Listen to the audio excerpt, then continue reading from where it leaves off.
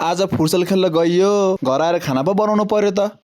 के छ साथीहरू, यहाँ मेरो भिजोक पो छ त। फुर्सल नखेलेको 4-5 दिन भएको थियो, साथीहरूले फुर्सल खेल्न पो बोलाए त आज। त्यही भएर फुर्सल खेल्न जानुभन्दा अगाडि आफ्नो बेडहरू मिलाए अनि बसेर एक बोतल पानी खाए। केटाहरूले कल गरेर लिन आइज पो भन्छन् त आज त। अनि मेरो पालो जुत्ताहरू स्कुलमा राखेर लागे साथी लिन। साथी लिन त गएको थिए त साथीले आउन एकदम ढिलो गर्यो। साथी पनि आयो, त्यसपछि साथी र म लाग्यौं फुर्सलतर्फ। केटाहरू त फुर्सलमा आइसक्यो रहेछ।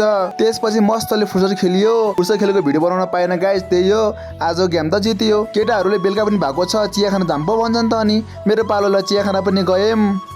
केटाहरूसँग बसेर मस्तले चिया खाइयो। बाई बाई भनेर घरतिर आएको त खाना बनाउनु त पर्छ त आज। त्यसपछि मेरो पालो खानासाना बनाए। तपाईहरूलाई मेरो मिनी भ्लग कस्तो लाग्छ यसो कमेन्ट पनि गरिदिनु होला है त। युट्युबमा सब्स्क्राइब गर्नु भएको छैन भनेपछि युट्युबमा नाम सञ्जय छेत्री छ, त्यहाँ गएर पनि सब्स्क्राइब गरिदिनु होला। यस्तो मेहनतले मिनी भ्लग बनाएको छु गाइज, यस्तो सपोर्ट गरिदिनु पर्यो है त। ल गाइज आजको लागि भिडियो यति, tata bye bye, see you next video है त।